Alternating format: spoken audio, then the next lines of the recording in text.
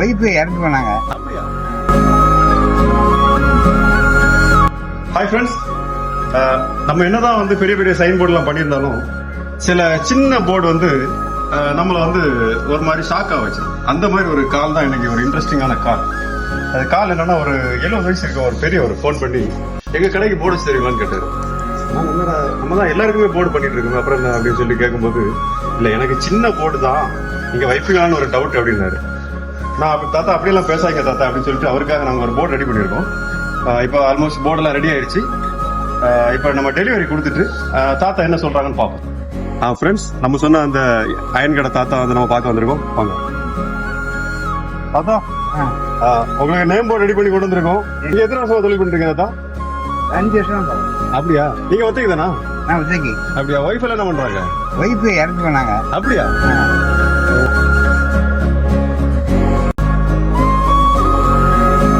இப்ப யாருக்கா சம்பாதிக்கிறீங்க?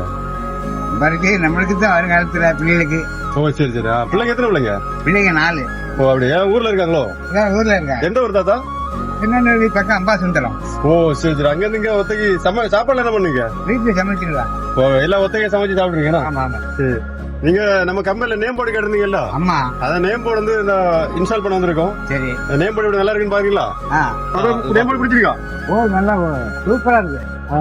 பிடிச்சிருக்கா?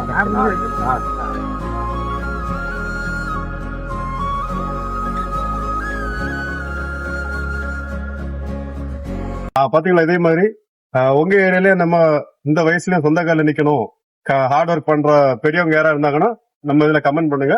அவங்களுக்கு நம்ம போர்டு வந்து ஃப்ரீயா பண்ணி கொடுக்குறோம்.